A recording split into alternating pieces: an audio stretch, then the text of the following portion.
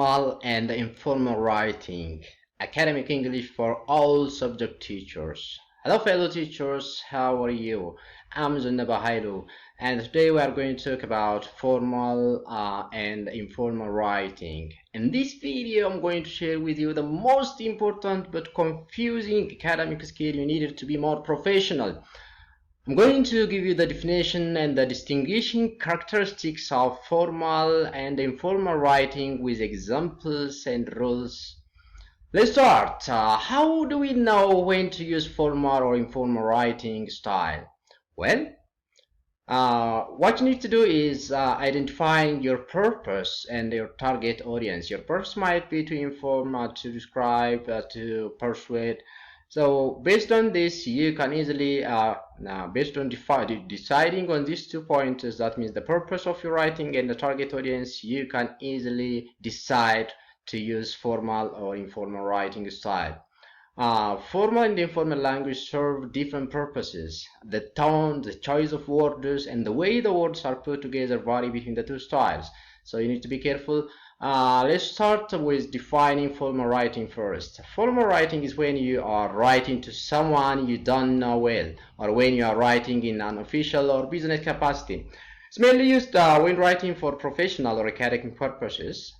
Let's see some of the characteristics of this type of writing. So what's the difference between formal and informal language? To answer this question, just let us see the distinguished facts of features of each writing style. So we start with the features of formal writing below. Formal writing may include a standard format or structure.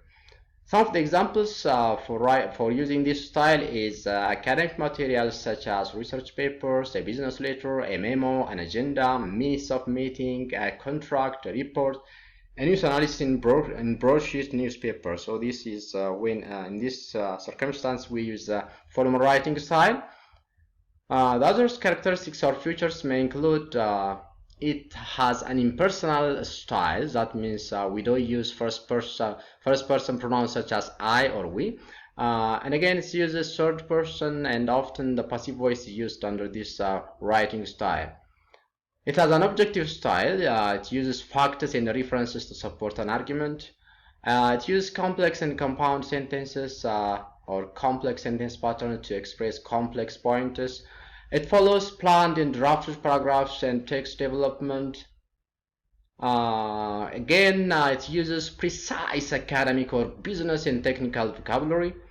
It uses precise grammar and spelling, and lastly, it may include just a little bit of humor, if any. There will be a little bit of humor.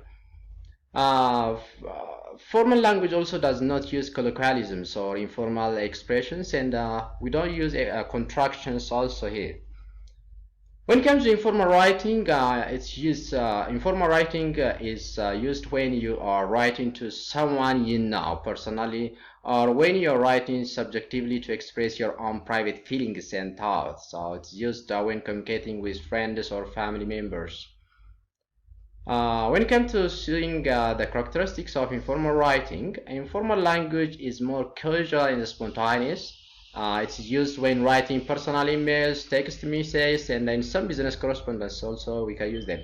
So the tone of informal language is more personal than formal language. Below, let us see some of the main distinguishing features of informal writing style. But before that, let me give you some examples. When do we use informal writing? So we use them for notes or letters to friends or family, for a personal diary, for free creative writing, and in some other situation also it can be used. For instance, tabloid news reports, or what we call them newspapers, advertising leaflets or brochures, and magazines. Now let's see some of the main features one by one. It uses personal style and the first and second person pronouns and the active voice. It uses subjective style, expressing opinions, personal opinions and feelings. Short simple sentences, contractions, a spontaneous expression within the text, personal vocabulary and jargon. It includes also humor. So these are the main features of informal writing style. So most people use a combination of formal and informal language in their everyday lives, ranging from chatting to friends and families, which is informal, to addressing the boss at work or writing to officials in the outside world, which is formal. However, in academic settings, we must use formal language style. That's the rule of thumb. Let me give some examples by comparing the informal and the formal writing style. So as we have said, we don't use contractions in formal writing. Let's see some examples comparing both of them. The improvements can't be introduced due to the funding restrictions.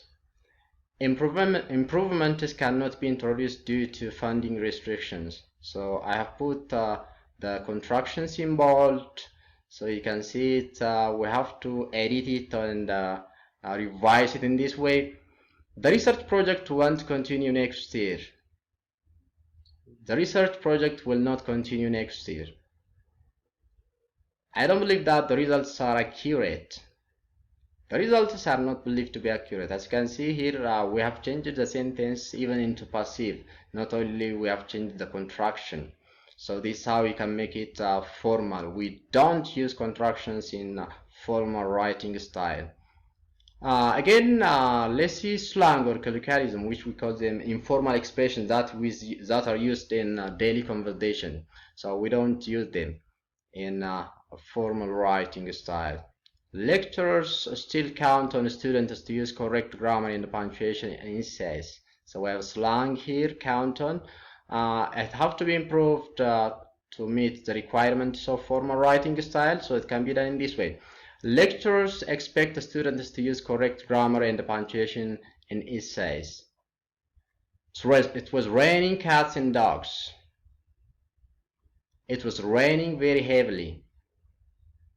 The mob was very rowdy during the protest against cuts to the university funding. The crowd was very rowdy during the protest against the cuts to the university funding. So mob is a little bit of confusing because that's slang, so we change with the right word, which is crowd. Next is with regard to first person pronouns. So we don't use first person pronouns or second person pronouns in formal writing style. We have to stick to the third personal pronouns because they are not they are not contained with personal feelings. That's why we use them. Let's see some examples here. I considered various research methods for the study. So it can be changed in a formal way in this way. So I've changed it into even passive sentence so as to get rid of the first person pronoun I in the first sentence in the informal instance. Various research methods were considered for the study. Next example. We believe the practice is unsustainable. It is believed the practice is unsustainable. So we have reshifted it into passive sentence to make it more formal here again, not only changing the personal pronoun, first personal pronoun. During the interview, ask the students about their experiences. During the interview, students were asked about their experiences.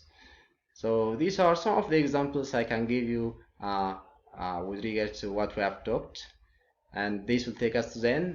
Thank you very much and I hope you like this video. If you are new here, don't forget to subscribe for more videos, like and share my videos. Until I meet you next Friday, bye for now.